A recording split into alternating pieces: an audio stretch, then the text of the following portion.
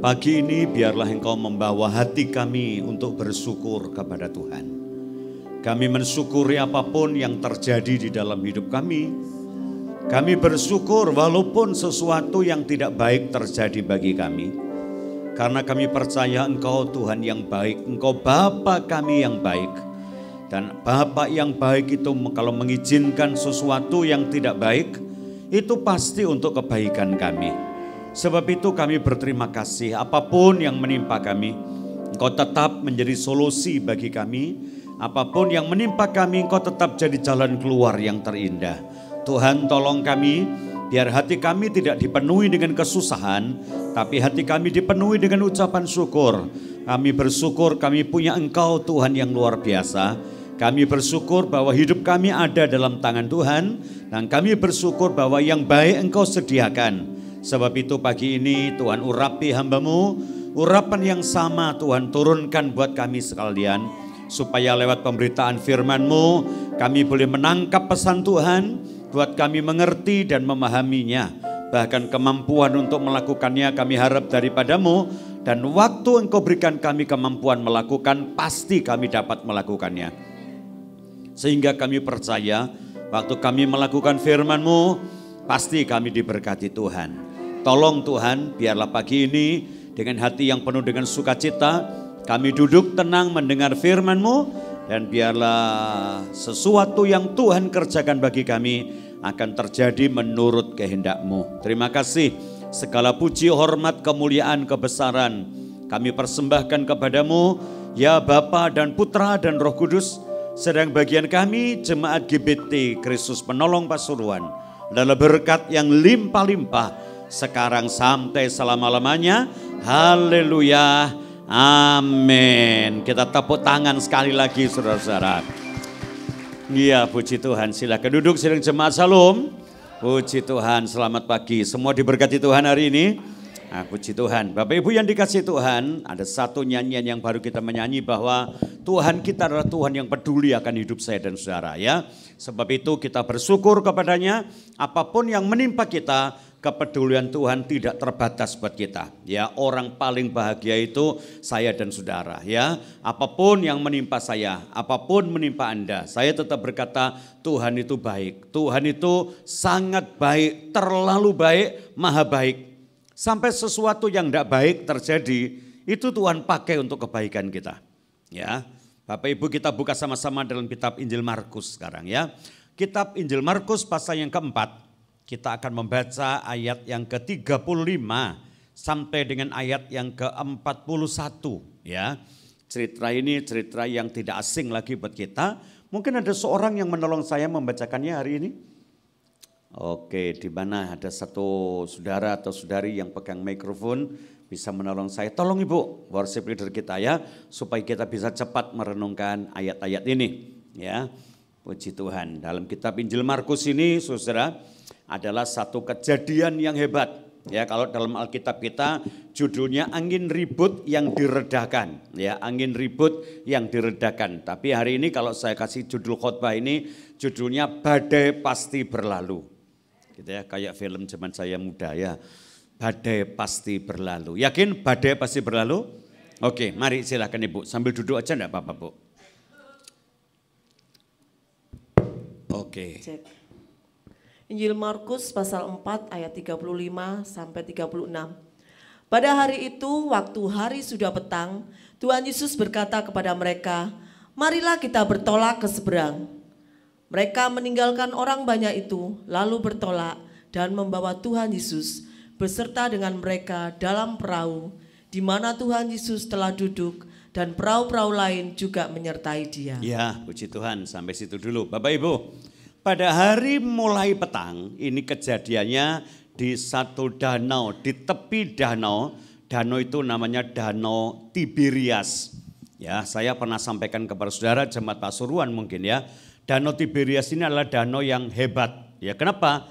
Danau ini adalah sebuah danau yang ditulis dalam Alkitab dari zaman Perjanjian Lama sampai pada zaman Perjanjian Baru. Dan danau ini satu danau punya nama 4. Ya, yang pertama pada zaman kuno, ya, dalam kitab Kejadian, kitab Keluaran, Di sana dikatakannya bahwa danau itu disebut dengan nama Danau Kineret. Jadi pertama kalau saudara lihat dalam Alkitab menuju kepada satu nama namanya Danau Kineret. Itu Danau Galilea juga. Danau Kineret kenapa disebut dengan Danau Kineret? Danau Kineret, kata Kineret itu dari kata kenor. Kenor itu alat musiknya orang Israel.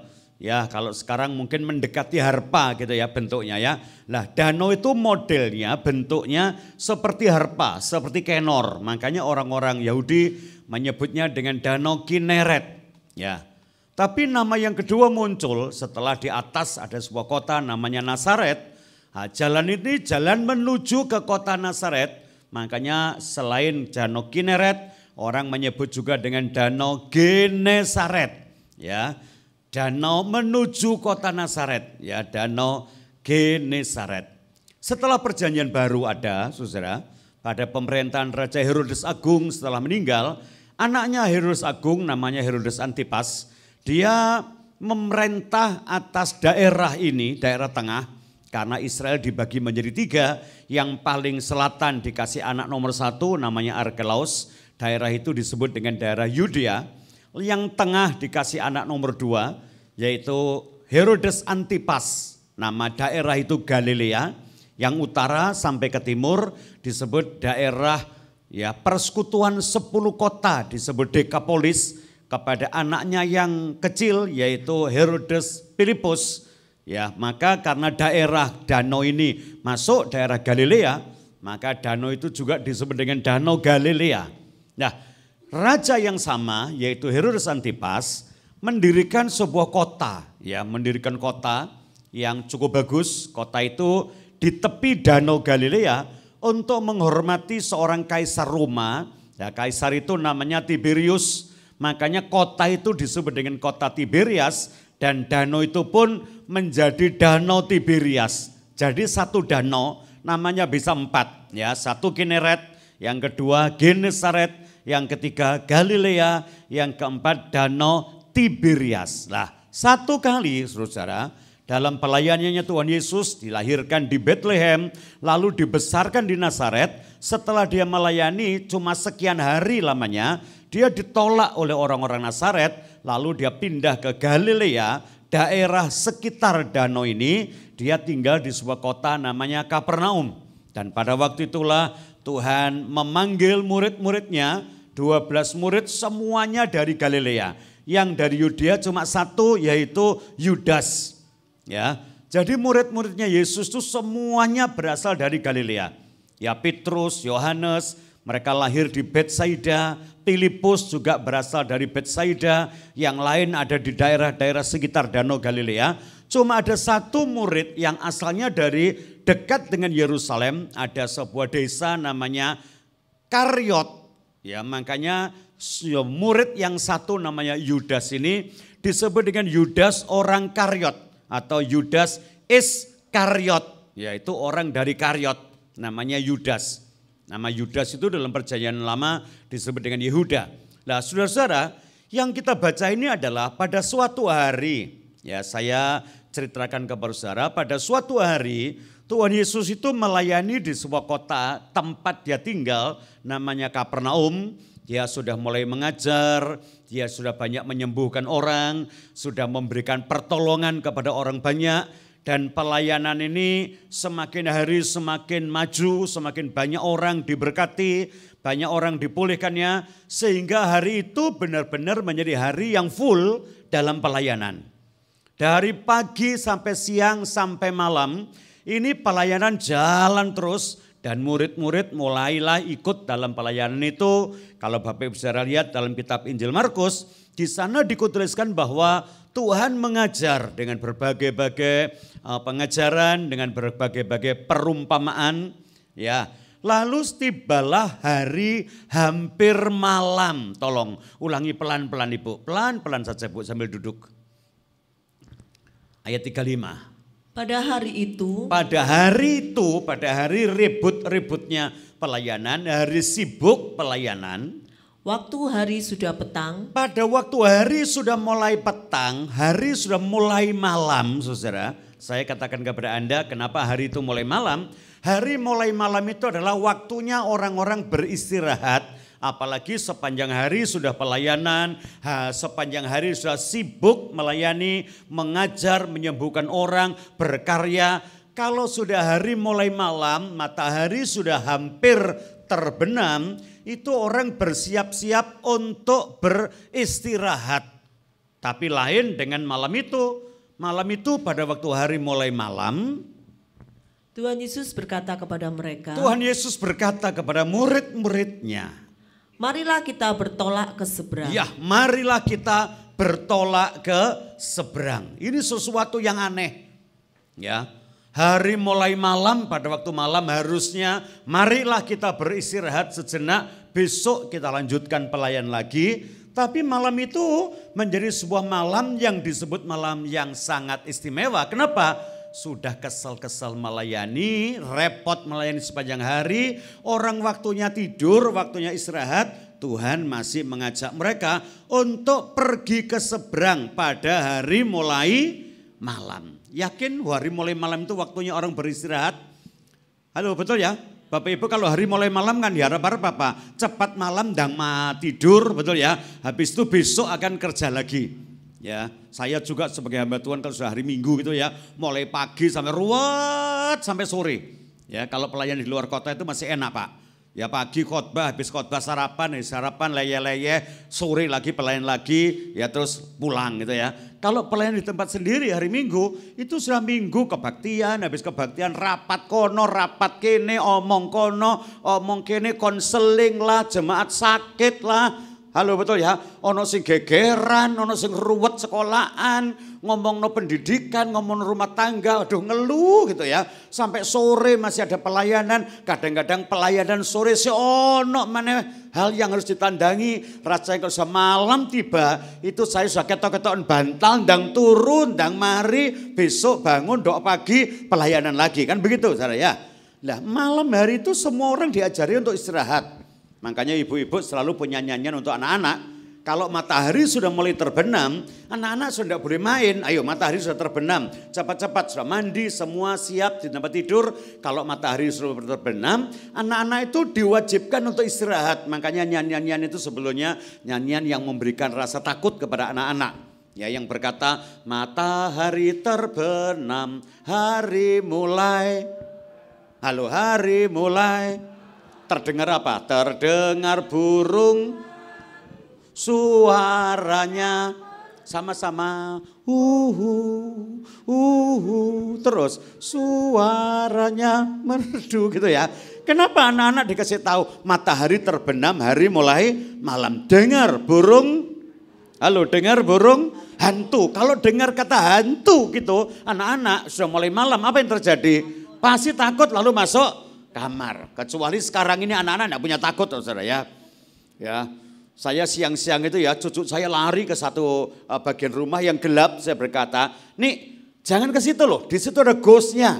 Ya, ada setannya, saya ngomong gitu ya. Dia berkata apa? Tidak ada, siang-siang kok ada ghost katanya. Ya. Nah, anak-anak sekarang itu lebih pintar. Kalau zaman dulu, kemulan, saudara ya. Nah, ini Tuhan Yesus mengajak murid-muridnya. Waktu hampir malam, waktunya mau istirahat, Tuhan masih juga mengajak, marilah kita ke seberang. Untuk apa? Untuk pelayanan, saudara. Ya, untuk pelayanan. Tak ceritani sebentar. Mau ke pelayanan kemana toh Pak? Kalau Anda lihat dalam pembacaan kitab Injil Markus, dari Kapernaum malam itu mereka itu menyeberang, ya, Kapernaum sebelah utara danau. Mereka mau menyeberang ke daerah timurnya danau. Di sana ada kota namanya Gerasa. Ya, Gerasa itu dalam bahasa Arab disebut dengan kursi. Ya. Jadi malam-malam itu mau pelayanan ke Gerasa. Pasti murid-murid berkata, kok ya ndak besok aja lo. Ini kan masih ada waktu besok. Wis kesel-kesel, dengkleh sepanjang hari. Kenapa harus malam ini? Kenapa? Di Gerasa malam itu ada seorang yang dirasuk setan. Oleh penduduk setempat dia sudah dibuang ke kuburan. Karena sudah dirantai, rantainya juga putus. Diikat, ikatan juga lepas. Dan malam itu orang yang dirasuk setan ini lagi memukul-mukul dirinya dengan batu. Itu jauh di Gerasa. Tuhan Yesus bersama murid-muridnya ada di Kapernaum. Lalu Tuhan berkata, ayo kita menyeberang ke sana. Kenapa? Sekali lagi, Tuhan itu cuma mau mengunjungi, menyembuhkan, menolong satu orang yang dirasuk setan. Katakanlah dengan gamblang lah, kira-kira orang gila di Gerasa yang malam itu lagi memukul-mukul apanya? Dirinya. Jadi kalau ditunda besok pasti orang itu mati.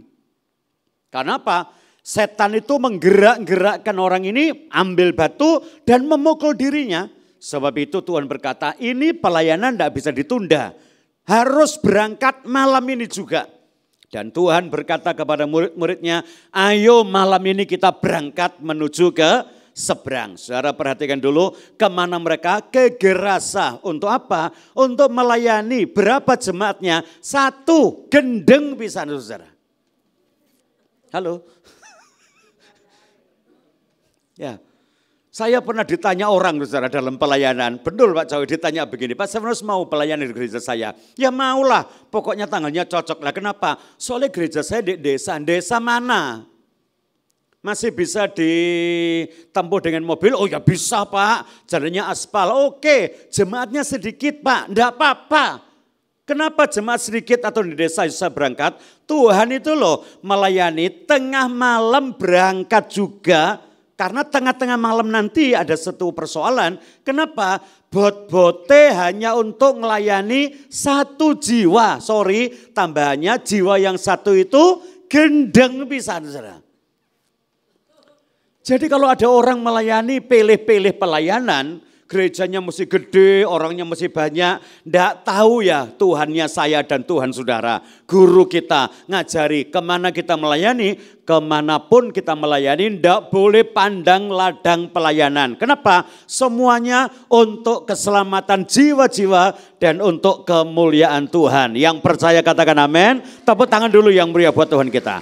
Saya tanya lagi jemaat, kemana Tuhan Yesus pergi? Ke Gerasa. Untuk apa? Melayani. Berapa orang? 1 orang. Orang apa itu? Gendeng bisa. Ya, coba kita lihat. Ya. Jadi hari ini saya semangat melayani walaupun tadi malam jam 10 saya masih di Surabaya dan harus melayani ke Pasuruan. Kenapa? Tuhan melayani 1 orang aja berangkat, mosok sekian banyak orang saya enggak berangkat. Gendeng loh itu 1 orang, wis jemaat mek sitok gendeng kabeh, betul ya?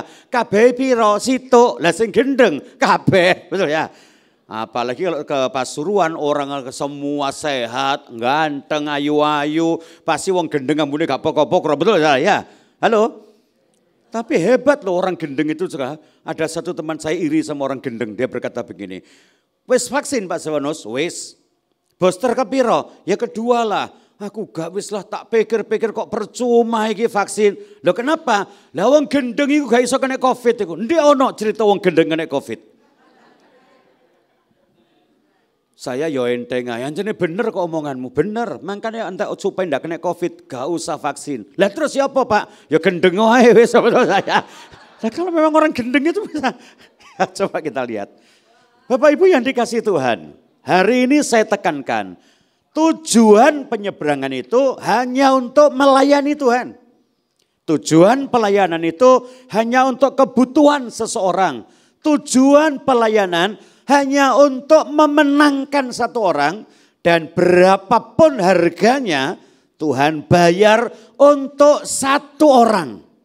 Sebab itu pagi ini saya berkata, kalau untuk orang gila 1 orang Tuhan sanggup dan bersedia nyebrang danau dengan semua hal yang merantinginya, apalagi untuk saya, untuk saudara, orang yang dikasihinya, dia pasti akan melakukan segala-galanya untuk kebaikan kita. Yang percaya katakan, amin.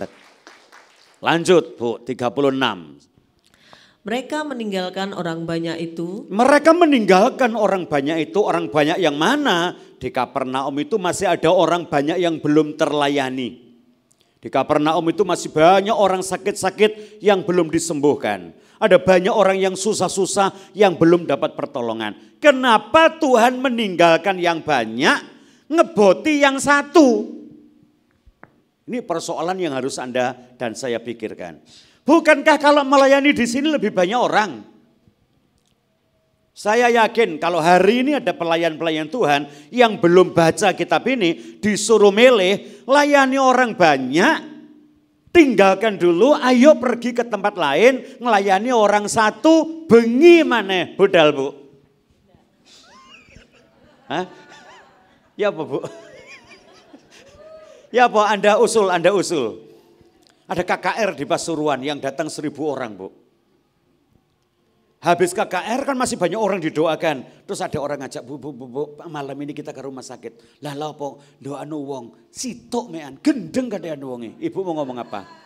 Mosok gaudok menit ah. Lo betul enggak saudara ya? Selalu kuantitas, jumlah itu menjadi satu pertimbangan. Kuantitas itu selalu menjadi sebuah persoalan yang akan menimbang-nimbang dalam sebuah pengambilan keputusan. Tapi Tuhan berkata, Dia tinggalkan orang banyak yang belum dapat pertolongan demi satu orang. Sekali lagi tak ulang, untuk apa kalau satu ini tidak segera ditolong, binasalah, matilah dia. Orang banyak ini persoalannya masih bisa ditunda besok. Saudara jangan pikir Tuhan itu pilih kasih, kalau dia ditolong saya kok belum, kenapa dia ditolong lebih dulu?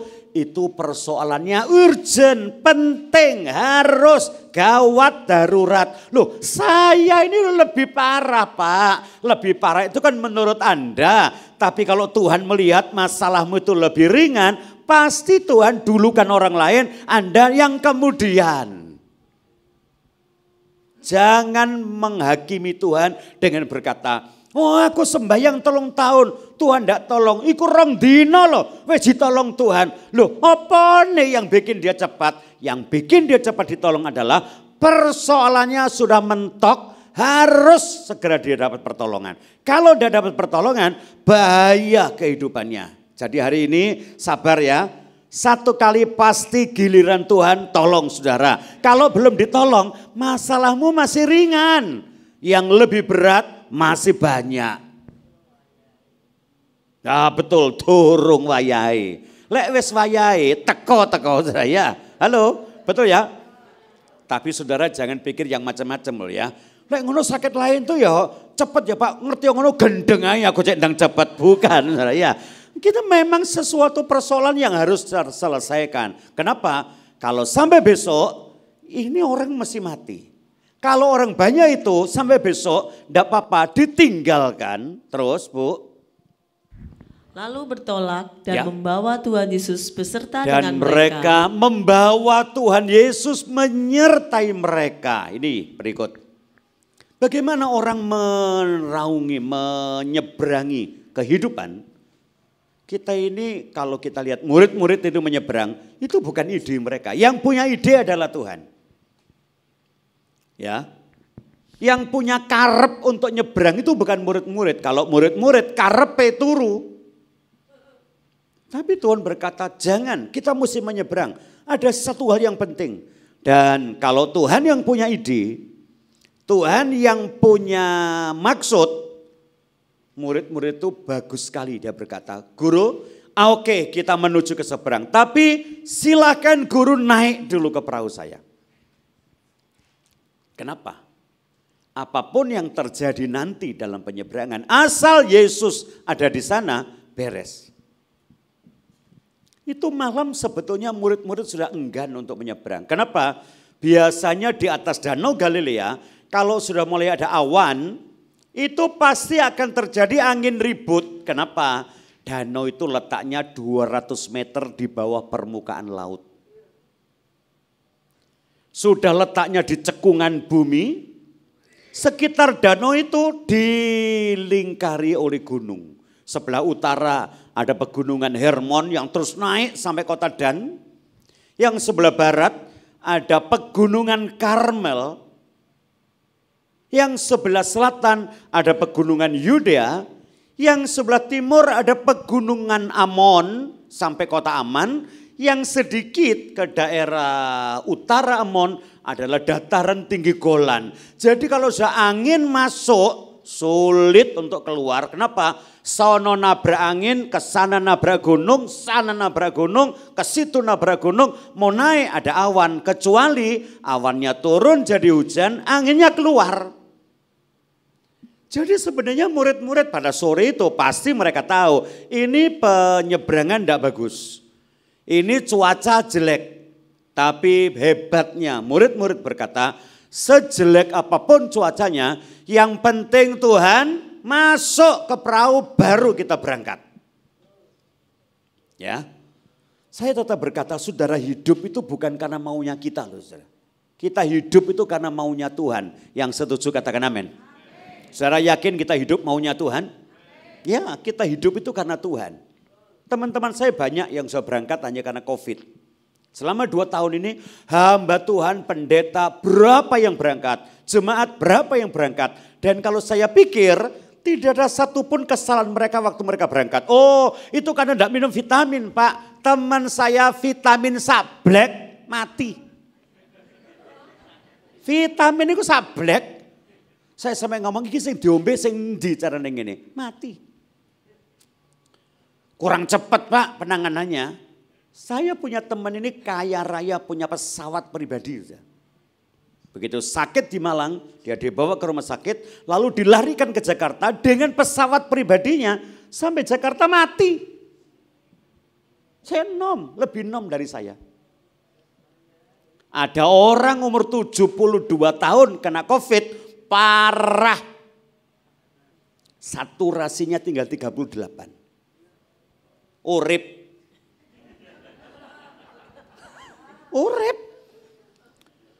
Sampai saya ini ngomong, yopo sih caranya itu ya. Setiap hari di depan saya itu pengumuman, setiap hari. Sehari bisa 5, bisa 6, bolak-balik innalillahi wa innalillahi rajiun. Telah meninggal si A, si B, si D, si E. Ngeri loh pada waktu-waktu itu. Lah kenapa kita hidup sampai hari ini? Itu karena Tuhan mau. Amin. Amin. Kenapa Tuhan izinkan kita masih hidup? Tuhan menilai saya dan Anda kuat untuk menghadapi tahun ini. Jadi pilihan COVID itu Tuhan mendutungi. Sing gak kuat mulai, sing kuat terus, gak kuat mulai ya, sakno. Gak kuat iki mulai, kira-kira iki gak kuat mulai ya. Iki kuat terus. Halo, betul kan ya? Benar, kalau saudara ada itu karena Tuhan mau dan kita ini dianggap kuat. Sing gak kuat pulang. Saya punya teman anak pendeta ngomong begini, Papa itu tidak tanggung jawab Om. Loh kenapa? Gereja bangun dorong mari, jemaat masih kayak gini ditinggal mati. Saya suruh terus no. Loh, lah memangnya kenapa Papa tidak tanggung jawab? Enak sing mati. Sing urip iki sing terus no iki. Muncul munting. Loh enak mana? Ya enak sing mati Om. Lah kok gak mati bisa lah enak. Loh betul gak saudara? Ya. Kadang-kadang kita ini mikir, kenapa yang itu hidup, kenapa yang ini mati, kenapa itu hidup, kenapa ini mati. Saya cuma berkata, yang hidup itu Tuhan anggap kita kuat. Siapa? Merasa kuat karena Tuhan beserta kita. Amin. Kuat. Jangan bolak-balik ngomong enggak kuat. Kita harus kuat. Saya jadi ingat waktu anak saya sekolah di Surabaya. Jelas kalau dari EPS, sekolah kedokteran. Abot kan? Tapi itu cita-citanya dia. Pemerintah kasih kesempatan cuma 1 tahun. Bulan-bulan pertama itu sambatan terus Pak. Uangele Pak, gak kuat aku Pak, gak kuat.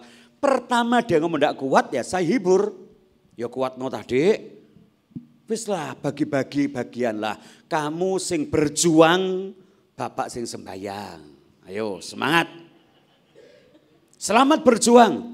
Bapak sembayang. Beberapa bulan lagi aduh Pak wabot. Wangil gak kuat Pak. Kuatkanlah. Kon sing belajar. Bapak sing bayar. Ayo pilih mana. Kan podo kita. Anda kalau tidak kuat kan nyanyian, gak kuat Tuhan, kau kuatkanlah, kuatkanlah, kuatkanlah oleh Roh-Mu ya Tuhan. Tapi lek bolak-balik kamu tidak kuat. Terakhir dia ngomong, gak kuat Pak. Wis ngene ae Dik, ojo ruwet-ruwet wis gak kuat, mulai ae wis. Wis aja diterusno, mulai ae. Yo ojo Mbak, lha mulai lah gak dadi dokter aku lho. Ya mangkane pilihan wis. Lek kuat ya terus, lek gak kuat mulai. Anda juga tak ilingno, ojo bolak-balik ngomong gak kuat. Wis Tuhan gregeten dikandani lek gak kuat ayo mulai ae mbek aku kene. Ya apa Anda? Hah? Jangan bolak-balik kamu gak kuat Tuhan, ombak besar, aduh gede yang ini, aduh Tuhan gak kuat. Tuhan pegel, kiliane nyocot aja mulai. Ya apa? Mau di Pasuruan apa mau pulang ke surga?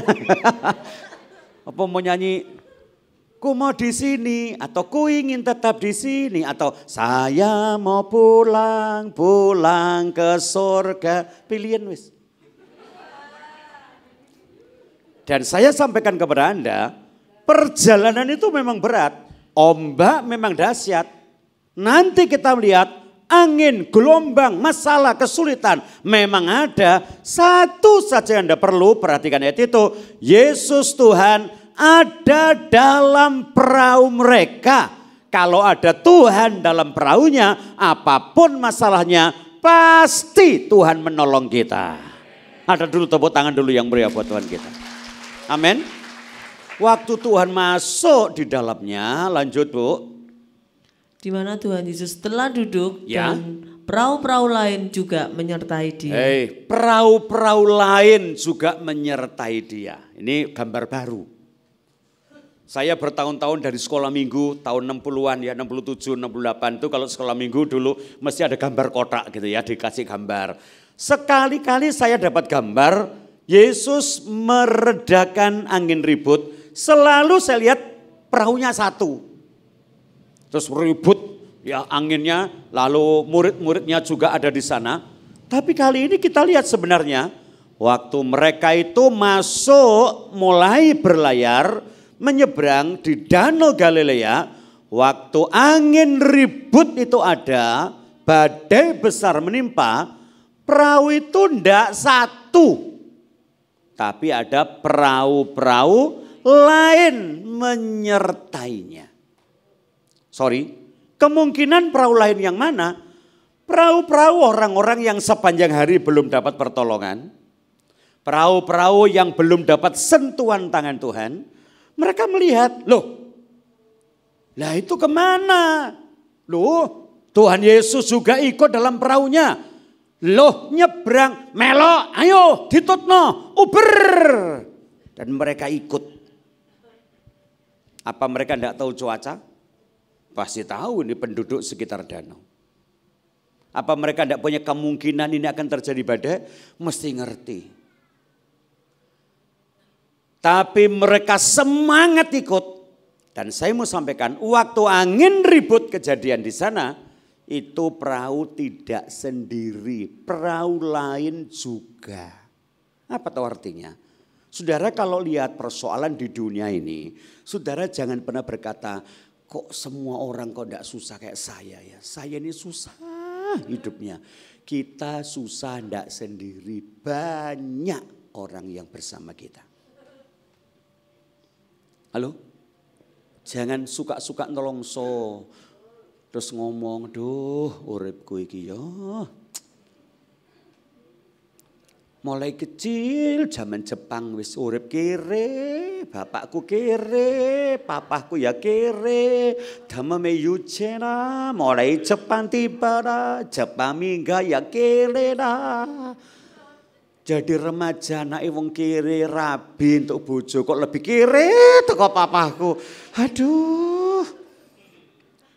Saudara, jangan seolah-olah engkau menderita sendiri. Orang lain tuh ya punya penderitaan. Sorry ngomong Jawa, gak sampean tok sing susah. Orang banyak juga susah hari-hari ini. Gak Pak, Iko enak, iko enak, iko enak, iko enak. Aku tok sing susah, salah. Bukan hanya perahunya Petrus, perahunya Yohanes yang dapatkan badai. Perahu lain juga mengalami badai. Karena badai itu seluruh danau. Apalagi hari-hari ini ada masalah ekonomi, masalah segala macam masalah. Ini seluruh dunia, mendunia. Bukan hanya Pasuruan, bukan hanya Anda. Jangan ngomong saya susah yang lain enggak. Semua orang punya kesusahan sendiri-sendiri.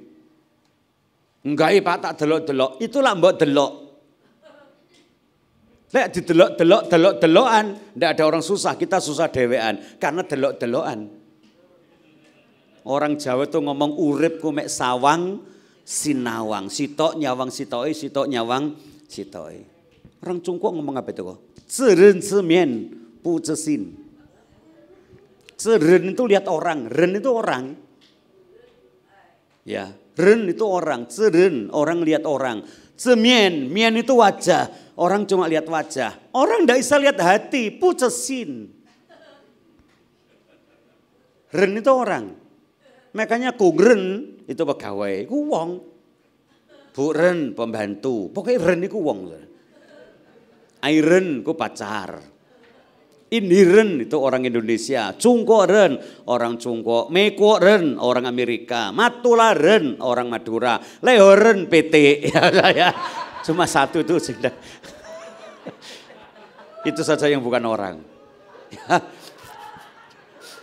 Jadi semua yang lain itu juga mengalami kesusahan.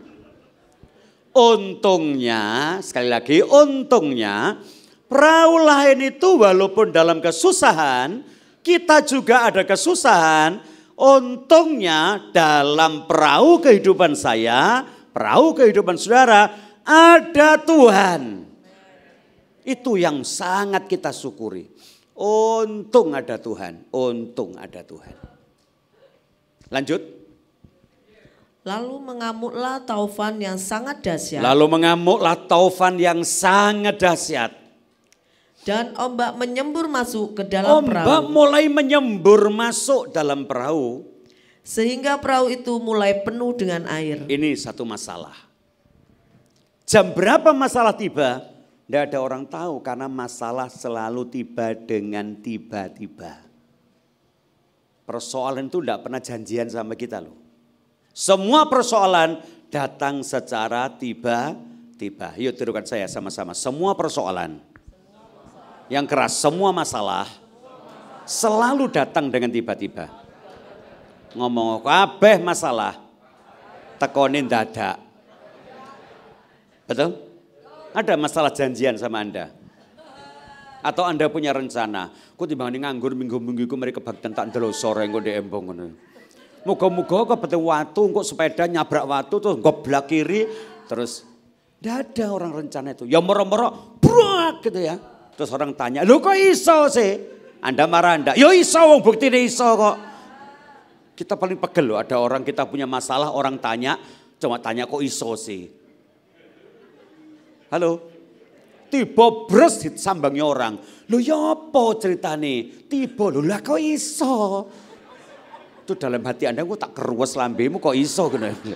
Masalah itu ya datang dengan tiba-tiba. Tidak ada orang semayanan karo masalah. Halo? Orang punya masalah dengan orang, itu juga tiba-tiba.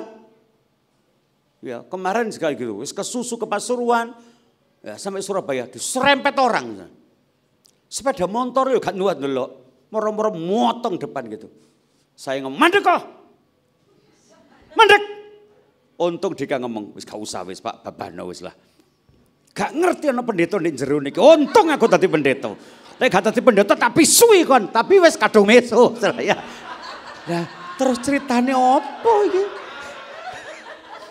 Bludrek wis naik baru ngomong, "Untung aku wis dadi pendeta." Nah, saya ngomong, misalnya terus dibuka jendela nih, betul ya? Untungnya enggak, dibuka terus meso misalnya. Habis meso ngomong, "Untung aku jadi pendeta, coba gak, maneh saya." Nah, kenapa toh? Kalau janjian, kan orang bisa siap-siap. Nanti pertigaan itu ada orang motong loh. Oh ya wis, Tuhan Yesus tolong berikan kesabaran. Haleluya, haleluya. Diserempet orang. Haleluya. Lah itulah janjian. Kagetnya orang dengan masalah itu membuat orang kehilangan keseimbangan. Dan selalu yang namanya masalah datang dengan tiba-tiba. Tapi saya berkata kepada saudara, tenang. Sekalipun masalah datang tiba-tiba, yang penting ada Yesus, ada Tuhan di sana, beres sudah. Satu kali Musa itu diutus Tuhan, berkata begini, Musa, itu bawaan orang Israel itu ya, ini Tuhan wis kegi-kegi sama orang Israel ini ya. Benci no itu bangsa, gua wis kegi mbak orang ini. Orang enggak tahu terima kasih, enggak tahu kamsya, pucekan sie itu loh. Enggak bisa ngomong sie-sie ya. Dikasih mangan ya gak terima kasih, dikasih daging selilit turun dicokit ngocot maneh kata Tuhan. Israel kan ngono saudara ya. Waduh satu kali wis Tuhan kegi sungguhan. Wis sudah Musa kamu aja bawa bawaan mereka menuju tanah perjanjian. Nanti tak utus malaikat.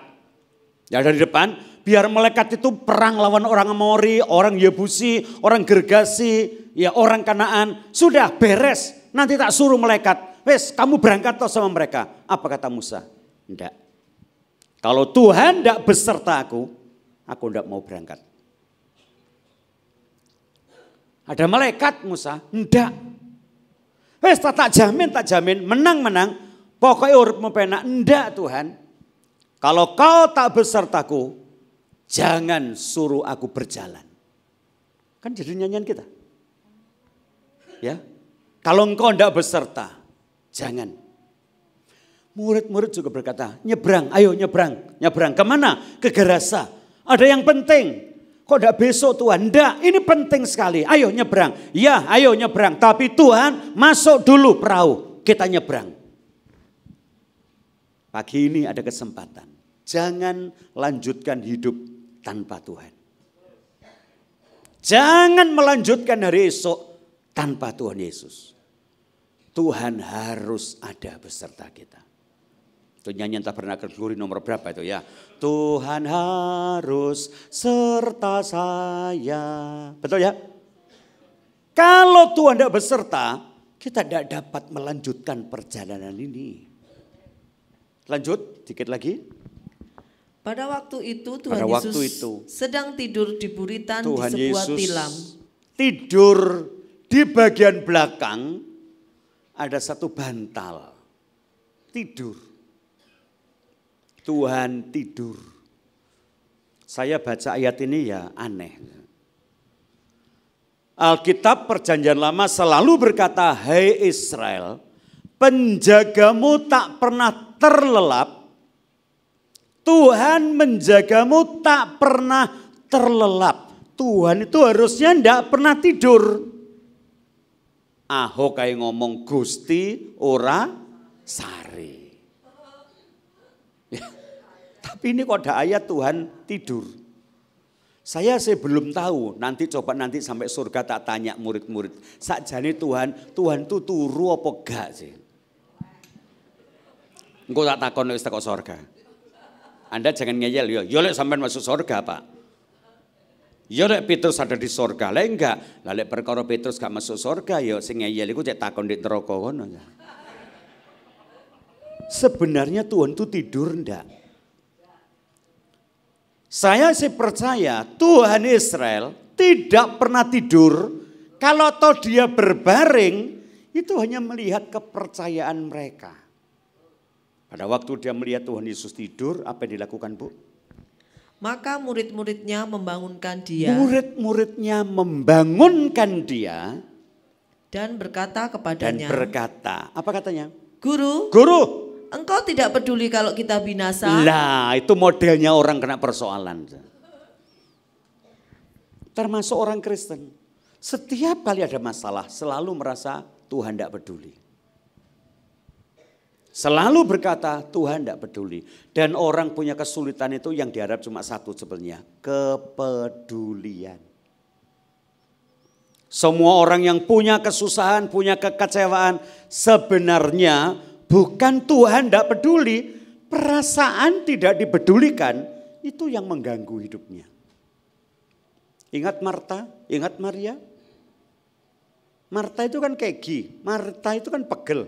Merasa dirinya repot, kakaknya diam. Dan lapor kepada Tuhan. Guru, tidak tahukah saya repot luar biasa. Kenapa taciku itu duduk jagongan enak-enak. Itu Tuhan mau jawab saenak itu apa pegel Marta. Lah kon repot sing ngongkon sopo. Betul enggak? Tapi Tuhan berkata apa? Marta, Marta, engkau selalu menyibukkan diri. Sebetulnya masalahnya bukan sibuk atau tidak sibuk. Masalahnya apa? Merasa tidak dipedulikan. Sorry. Di tempat saya ada banyak orang sudah mulai tua, mulai umur. Sebetulnya bukan tuanya masalahnya. Masalahnya merasa tidak dipedulikan. Ada tante-tante menghadap saya ngomong begini, Pak Silvanus, anaknya wis tadi dokter ya, seneng ya Pak ya. Ya puji Tuhan, semua karena Tuhan. Aduh Pak, tak ceritani, anakku 3 dokter, mantuku 3 dokter. Ojo kesenengan duwe anak dokter. Lah kenapa? Saya kaget. Orang punya anak dokter itu lebih baik daji anaknya dokter daripada punya anak dokter. Loh, mosok sih tante? Loh. Aku lek tak bayangno, aku iki mboke dokter, mamai dokter, ambek anake dokter, enak-anake dokter. Padahal sing nyekolano dokter iku aku. Loh ya mesti ae lah kan mbokne kok batin saya. Loh memangnya kenapa tante? Aduh. Anakku minta opo-opo dituruti Pak. Aku iki mboke lho, sing nyekolano aku lho. Sik tante, contohnya apa? Satu kali ya, anak itu minta coklat. Mam, nanti kalau pulang dinas, sinyo belikan coklat ya. Ditukono, langsung ditukono. Lek aku Pak, tak delok dhisik darai ya mami ya. Lek gulone baik ya tak beli no ya. Lek gulone ndak baik ya ojo makan coklat sih ya. Ya wis. Nurut ae aku Pak. Jadi mangan coklat itu ditujek dhisik metu gede sih Pak. Apik ya mangan, gak apik ya gak. Coba lihat. Mangan sate ya ngono. Oh anake ku mangan keripik melinjo sak lapangan ngene gedene. Cerak. Mbok iki kait ngomong wis ngomong beli tapi nanti tak lihat darah sih ya lek besok asam urat apik ya boleh makan. Darah. Opo iku? Nah, coba kita lihat. Sebetulnya masalahnya itu apa? Merasa tidak dipedulikan. Dan hari ini saya berkata berbahagialah jemaat. Sampai ada nyanyian banyak perkara yang tak kupahami. Tapi satu hal yang ku mengerti, Yesus itu peduli. Itu biasa orang. Bukankah engkau tidak peduli kalau kami binasa? Mbok mikiro. Lek kamu binasa, kelelep, kedelep. Perahu itu kedelep. Yesus yo melok kedelep. Lo kok mikir lah. Gak kontok sing kedelep. Masih aku yo kelelep. Betul ya? Tapi kalau di situ ada Tuhan. Mosok sih Tuhan izinkan sampai kelelep. Hari ini saya berkata jangan takut. Tuhan peduli dengan kita. Amin. Selanjutnya, nanti kita lanjutkan ibadah yang kedua. Karena ini sudah jam 7:20. Ya, jadi nanti kita lanjutkan. Hari ini yang penting saya tahu, Anda tahu, hidup bukan rencana kita tapi rencana Tuhan. Hidup harus disertai oleh Tuhan. Dan hidup dalam persoalan, kita mesti percaya bahwa Tuhan peduli akan persoalan kita. Amin. Tuhan memberkati kita. Puji Tuhan. Yuk kita menyanyi satu nyanyian sebelum saya serahkan kembali. Nyanyian yang berkata banyak perkara tak dapat ku mengerti.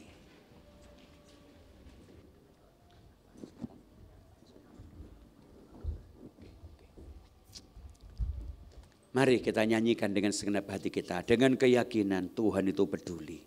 Tuhan itu peduli.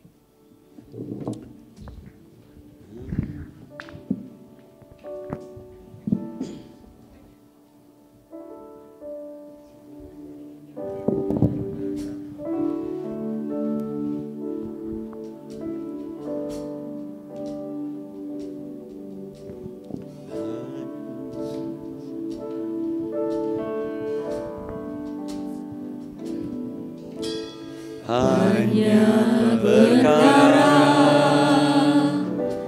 yang tak dapat ku mengerti, mengapakah harus terjadi di dalam kehidupan ini. Satu perkara yang ku simpan dalam hati,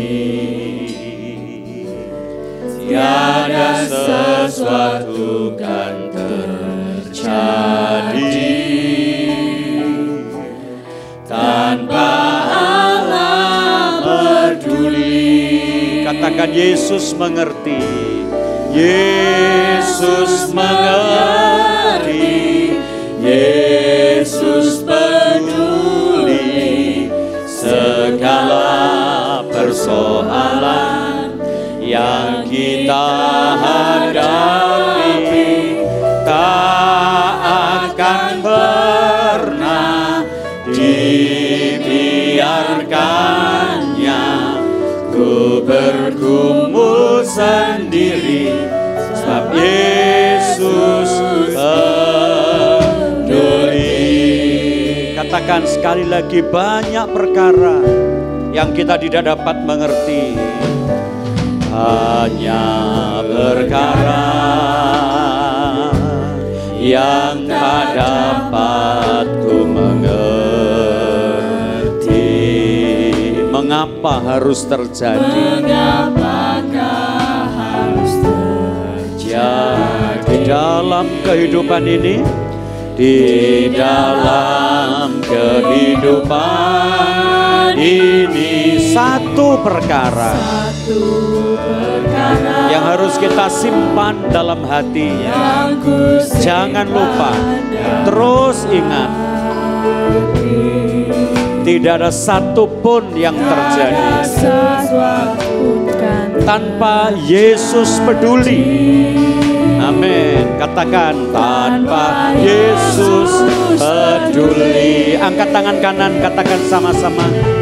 Yesus mengerti, Yesus peduli segala persoalan yang kita hadapi, tak akan pernah dibiarkannya ku berjumpa sendiri, sebab Yesus mengerti, Yesus peduli, Yesus mengerti, Yesus peduli segala persoalan yang kita hadapi, tak akan pernah dibiarkannya ku berkumpul sendiri, sebab Yesus mengerti. Saudara, sementara musik menyanyi dengan pelan, saudara pikir sekarang,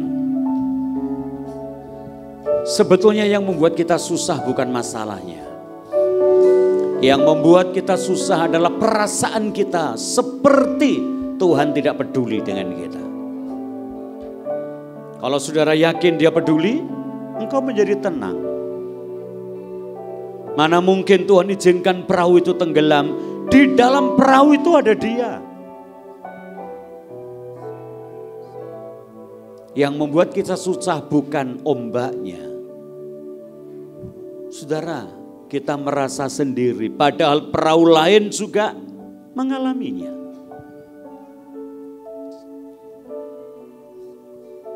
Yang membuat kita susah bukan besarnya kesulitan, besarnya persoalan.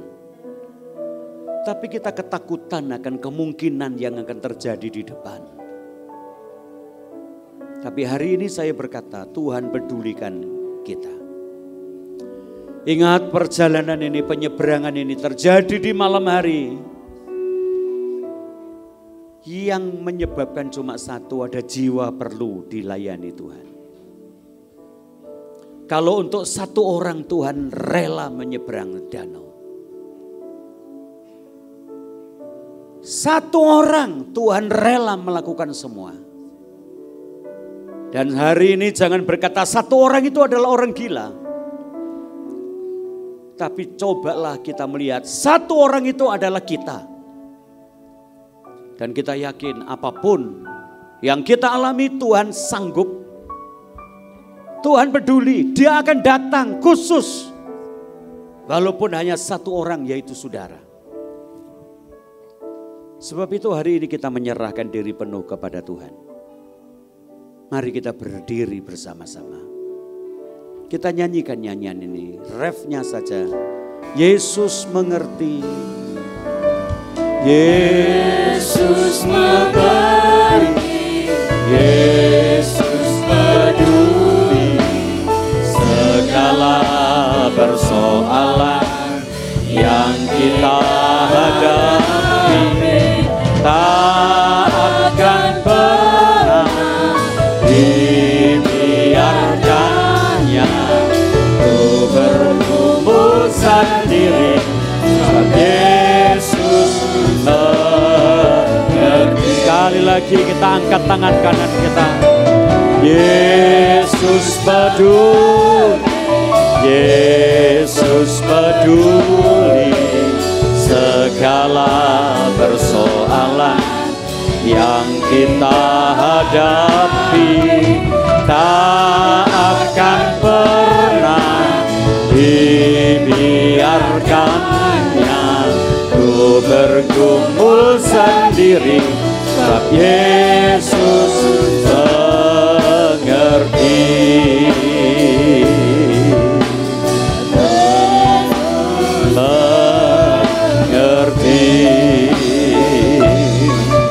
Sebab Yesus mengerti.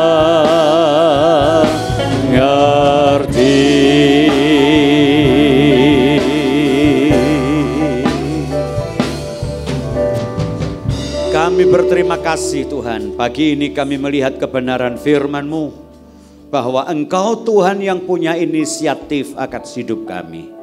Engkau yang bertanggung jawab atas hidup kami, dan apapun yang menimpa kami, asal Engkau beserta dengan kami, maka kami pasti tenang, nyaman, sukacita, bahagia.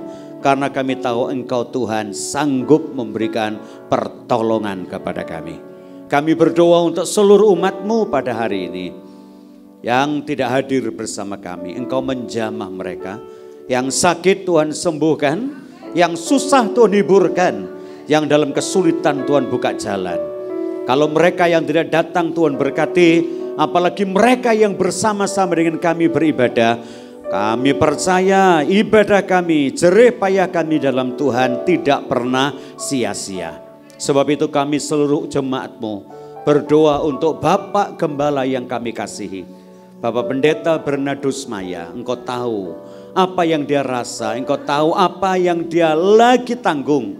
Yang kami tahu setelah dia operasi, setelah amputasi, ada kekuatan Tuhan yang Tuhan taruh dalam hidupnya. Tuhan berikan semangat hidup lagi. Jauhkan dari rasa takut, jauhkan dari rasa susah, jauhkan dari rasa yang tidak nyaman. Tapi biarlah Roh Kudus sebagai penolong, sebagai penghibur hadir di tengah-tengah hidupnya. Engkau bertahta, Engkau ada di kamarnya, dan sekarang Tuhan lagi membalut lukanya, bahkan Tuhan menyatakan mujizatnya. Dan kami percaya Tidak lama kemudian Bapak Gembala boleh kembali pulang ke Pasuruan untuk melayani kami umat-umat Tuhan. Hamba-Mu juga berdoa untuk semua kebutuhan-kebutuhan yang dibutuhkan dalam hal perawatan. Tuhan Yehova Jireh, Engkau yang akan menyediakan. Hamba-Mu berdoa untuk seluruh umat-Mu yang sebentar meninggalkan ruangan ini, mereka pulang ke rumah masing-masing. Sertai mereka, berkati mereka, berkati pekerjaan mereka, rumah tangga, keluarga. Berikan mereka kekuatan, berikan mereka berkecukupan. Dan hamba-Mu berdoa bahwa mereka lebih hari lebih dekat kepadamu, sampai tiba di puncak bukit kesucian-Mu untuk memandang wajah-Mu yang indah. Sesungguhnya jemaat GBT Pasuruan adalah umat kesayangan-Mu. Mereka adalah domba-domba penggembalaan-Mu. Mereka ada dalam lekuan tangan-Mu dan tak seorang pun dapat merampas mereka dari kasih sayang-Mu. Engkau tempat mereka berteduh. Lengan-Mu yang abadi adalah tempat mereka berlindung. Dan jemaat ini tetap jemaat yang dipelihara dan disertai Tuhan hidup sampai kekal karena Engkaulah yang empunya mereka. Sekarang saudara-saudara, angkatlah kedua tangan-Mu. Marilah kita pulang bersama-sama dengan membawa berkat, rahmat yang dicurahkan oleh Bapa kita dari surga. Cinta kasih yang sempurna dari Yesus Tuhan Sang Putra. Bahkan persekutuan dengan Roh Kudus menyertai kita, memberkati, menolong, mulai hari ini sampai Maranatha, bahkan sampai selama-lamanya. Sekali kita diberkati, kita tetap diberkati. Dan terimalah berkat ini dalam nama Tuhan Yesus Kristus yang diberkati, katakan amin.